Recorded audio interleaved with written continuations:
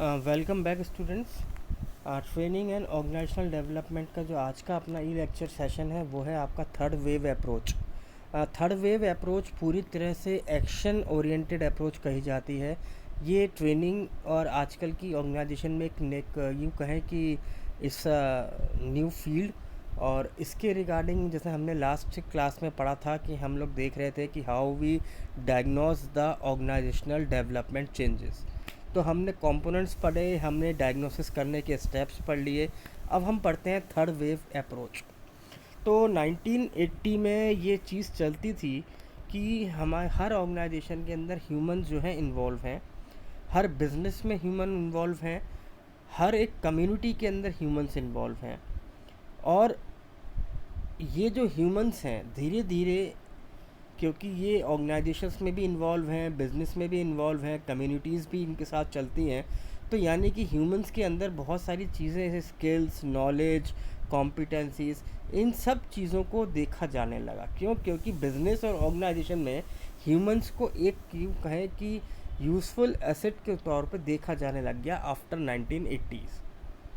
तो अब ऑर्गेनाइजेशन के अंदर जो ह्यूमंस थे वो ओनली वर्कर्स नहीं थे। ये थे ऐसे ह्यूमंस जो कि आपकी बिजनेस और आपकी ऑर्गेनाइजेशन को आगे ले जाएंगे, ग्रोथ पे ले जाएंगे। तो जो मैनेजमेंट हुआ करता था उन्होंने ये आइडेंटिफाई करना शुरू किया कि ये जो हमारे एम्प्लॉयज़ हैं ये आल्सो कॉम्पिटेंट हैं, ये स्किलफुल हैं, ये नॉलेजेबल हैं, इनके अंदर क्या है, इंटेलिजेंस है, इनके अंदर एस्पिरेशंस हैं। तो ये सारी चीज़ें 1980 के बाद धीरे धीरे ऑर्गेनाइजेशंस और बिजनेसेस के अंदर देखी जाने लगी। तो थर्ड वेव जो अप्रोच थी उसके अंदर ये देखा कि हमारा जो बिज़नेस होता है वो बिज़नेस कई सारी डिफरेंट डिफरेंट फील्ड से रिलेट करता है, डिफरेंट डिफरेंट कम्युनिटीज़ से रिलेट करता है, डिफरेंट डिफरेंट कल्चर्स को लेके चलता है। इसके अंदर साइकोलॉजी भी आती है, इसके अंदर काउंसलिंग भी आती है, इसके अंदर मेंटरिंग भी आती है, इसके अंदर बिहेवियर भी आता है। तो यानी एम्प्लॉयज़ या ह्यूमंस जो हैं वो ओवरऑल कई चीज़ों का मिक्सचर है। तो इस थिंकिंग में ये देखने लगा कि पहले क्या था कि जो आपका हमने जो पिरामिड देखा था ह्यूमंस के लिए कम्युनिकेशन में, कि थिंकिंग का जो काम था वो सिर्फ टॉप लेवल का हुआ करता था। टॉप लेवल ने जो सोचा वो उसने मिडिल लेवल को बताया, मिडिल लेवल ने प्लानिंग और इम्प्लीमेंटेशन करने के हिसाब से वो लोअर लेवल को बताया कि उसको एग्जीक्यूट कर रहा है। पर थर्ड वेव के अंदर ये नज़र आया कि थिंकिंग सिर्फ मैनेजमेंट का ही काम नहीं है, या टॉप लेवल का ही काम नहीं है। सेकंड लेवल के साथ साथ थर्ड लेवल जो है यानी वर्कर्स का जो लेवल है, they are also the part of thinking management. ये आपकी ऑर्गेनाइजेशन के लिए और ज़्यादा अच्छा सोच सकते हैं। तभी ये थर्ड वेव अप्रोच आई। अभी इसलिए हमने इसको एक्शन कंपोनेंट अप्रोच कहा। इस अप्रोच में क्या कहा गया कि यहाँ पे जो पीपल्स आपके ऑर्गेनाइजेशन में काम करते हैं उन सब के अंदर क्या है, कैपेसिटीज़ है, कैपेसिटी हैं, they are capable, they have a knowledge of different cultures, they have a knowledge कि हमें वर्क को कैसे परफॉर्म करना है, कैसे हमें आपस में मिलके काम करना है। और इसके साथ साथ इस थर्ड वेव के अंदर एक नई चीज़ डाली गई कि ये जो वर्कर्स हैं आपके, इन वर्कर्स को या थर्ड जो आपका लोअर लेवल सेगमेंट है इनको क्या करें, इनको हम क्लाइंट के साथ रिलेट करें, कोलैबोरेट करें, ताकि ये भी क्लाइंट के हिसाब से सोचने लगें, क्लाइंट की ज़रूरतें समझें, उनकी नीड को आइडेंटिफाई कर पाए। तो इस थर्ड वेव रिक्वायर को क्या था ज़रूरी, यहाँ पे ज़रूरी था कि हर एक जो फोकस है वो अब इस लोअर लेवल पे जाना चाहिए, यानी कि एम्प्लॉयज़ जो हैं आपके, उसकी तरफ फोकस को शिफ्ट करने का समय आ गया था। अब समय ये था कि नए लोग जो हैं एम्प्लॉयज़, इनको भी हमारे थिंकिंग टैंक के अंदर इन्वॉल्व किया जाए, क्योंकि अब ये भी क्या है, हमारे क्लाइंट के साथ जुड़ रहे हैं, कोलैबोरेट हो रहे थे। ठीक। तो कुछ जो आपके सम ऑफ द ट्रेडिशन जो थे कि ये थर्ड वेव के अंदर जैसे practices, community development, strength, recovery model, positive psychology, ये सब चीज़ें तो पहले से ही थी। जैसे हम देखते हैं कि अगर एक पर्टिकुलर आपके किसी एक अर्बन या रूरल एरिया में एक इंडस्ट्री खुलती है तो वहाँ पे एक ऐसे पर्सन को रखा जाता है जो कि उस लोकल कम्युनिटी को डील करे, जिसका काम क्या होता है, लोकल कम्युनिटी में गुडविल बढ़ाना, इंक्रीज़ करना। कंपनीज अगर कुछ ना लीजिए कोई नई चीज़ें कर रही है तो उसके लिए उस कम्युनिटी के साथ उन दोनों के बीच में कॉन्फ्लिक्ट अराइज ना हो, उसके में एक ब्रिज के तौर पे काम करना।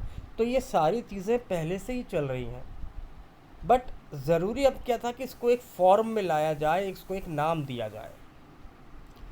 तो ये जो आपकी थर्ड वेव अप्रोच है, ये कुछ चीज़ों पे फोकस थी, जैसे appreciate existing skills and capacity, कि जो आपके एम्प्लॉयज़ अभी काम कर रहे हैं उनकी जो स्किल्स है उनको एप्रिशिएट किया जा सके, जो एफर्ट्स वो कर रहे हैं जो अपनी कैपेबिलिटी के अनुसार उसको एप्रिसिएशन दिया जा सके, एक हेल्दी रिलेशनशिप उनके साथ डेवलप हो, जो पर्सन आपकी कंपनी में कम्युनिटी या फिर अदर लोगों के साथ में ब्रिज का काम कर रहे हैं उन्हें हमारे यहाँ पे एज ए ट्रीट किया जाए एज ए एक्सपर्ट, उनको फ्यूचर के हिसाब से अदर और एक्टिविटीज़ में एक्सप्लोर किया जाए, ऑर्गेनाइजेशन के डिफरेंट डिफरेंट प्रॉब्लम्स के समय उनको एज ए थिंक टैंक में रखा जाए, और जो अगर कंपनी कोई चेंजेस करना चाहती है तो इन्हीं लोगों को क्या किया जाए कि मोटिवेट किया जाए, एनकरेज किया जाए कि वो अदर एम्प्लॉयज़ को भी क्या करें, एनकरेज करें और मोटिवेट करें, ताकि एक आपस में रिलेशनशिप अच्छी रहे, कहीं कोई कॉन्फ्लिक्ट अराइज ना हो, और ये एम्प्लॉयज़ भी क्या करें, एनकरेज या एंथुजियाज़म के साथ काम कर सकें। तो विद इन ह्यूमंस और कम्युनिटी सर्विसेज ये जो अप्रोचेज़ हमारे सामने आई, ये एक पॉजिटिव ऑल्टरनेटिव देखा गया। किस चीज़ का देखा गया, जहाँ पे हमें ऑर्गेनाइजेशन को कई बार प्रॉब्लम्स आती थी, उस प्रॉब्लम के फेस को दूर करने के लिए ये जो थर्ड वेव है ये एक बेस्ट ऑल्टरनेटिव माना गया। तो इसके अंदर हम क्या देख रहे हैं कि इसके अंदर कि जो आपका प्रोफेशनलिज्म है, प्रोफेशनलिज्म जो है उस चीज़ को उन्होंने देखा कि हम यहाँ पे पावर ना देके, अथॉरिटी ना दिखा के, यदि हम यहाँ पे रिलेशनशिप को शो करें तो हमारे साथ अदर लोग जो हैं, डिफरेंट डिफरेंट लोग जो हैं, हमारे जो एम्प्लॉयज़ हैं वो हमारे साथ ज़्यादा सस्टेन रह सकते हैं और हमारी ऑर्गेनाइजेशन के ऑब्जेक्टिव्स के लिए भी बेनिफिशियल हो सकते हैं। तो अब हमें ये देखना है कि जब हम ह्यूमन सर्विसेज को मान के चलते हैं अप्लाइड करने के लिए ह्यूमंस के अंदर, तो थर्ड वेव अप्रोच किस किस बात पे जोर डालती है। सबसे पहला है बीइंग फेयर एंड रेस्पेक्टफुल।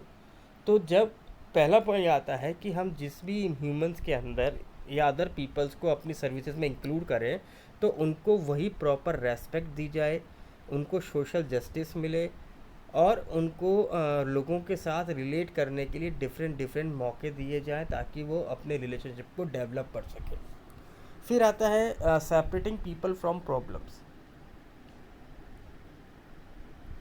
यदि ऑर्गेनाइजेशन में कहीं कोई प्रॉब्लम अराइज हो रही है तो वहाँ पे भी उन लोगों को क्या किया जाए, एज ए थिंक टैंक लेके चला जाए ताकि ये लोग अपने सजेशन वहाँ दे सकें।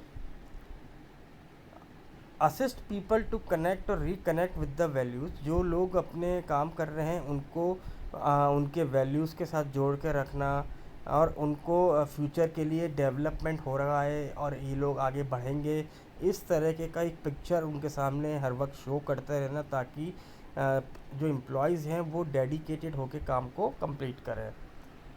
इसके अंदर क्या है, जो फोर्थ पॉइंट आया कि ह्यूमन सर्विसेज के अंदर हम पीपल्स को क्या आइडेंटिफाई करें, उनकी स्ट्रेंथ, उनका नॉलेज, उनके स्किल्स, उनके रिसोर्सेज, और कैसे वो अपनी लाइफ को और अपने लिविंग स्टैंडर्ड को और अच्छा बना सकते हैं।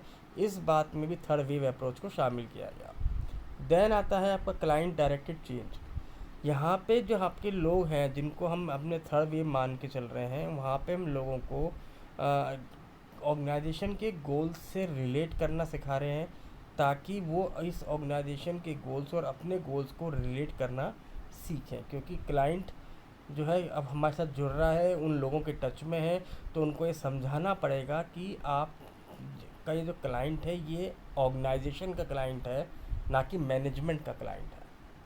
यदि ये ऑर्गेनाइजेशन का क्लाइंट है और ये रहेगा तो आपकी ग्रोथ भी सस्टेनेबल चलती रहेगी। Then collaborating. कोलैबोरेटिंग क्या है कि यहाँ पे हम उनको अपने आपस के साथ मैनेजमेंट जो है, टॉप लेवल मैनेजमेंट इन लोअर लेवल एम्प्लॉयज़ को अपने साथ रखता है, कोलैबोरेट कराता है, ताकि उनको प्रमोट किया जा सके, म्यूचुअल अंडरस्टैंडिंग के साथ उनको पावर दी जा सके।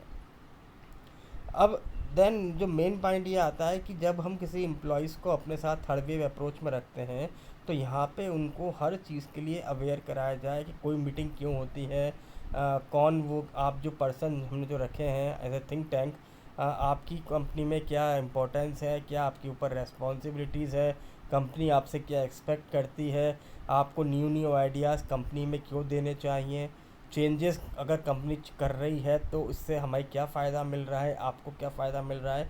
ये सारी चीज़ें एज ए ट्रांसपेरेंसी के तौर पे हमें इन एम्प्लॉयज़ के साथ शेयर करनी है। Then implement the parallel practices, ensure that, इस बात का आप बिल्कुल कंफर्म कर लीजिए कि जो भी प्रिंसिपल और प्रैक्टिसेस आप अपनी ऑर्गेनाइजेशन में यूज़ करते आ रहे हैं under this third wave approach, आपको अपने वर्कर्स के साथ उसी हेल्दी रिलेशनशिप को मेंटेन करते हुए वही प्रैक्टिसेस को फुलफ़िल करना है।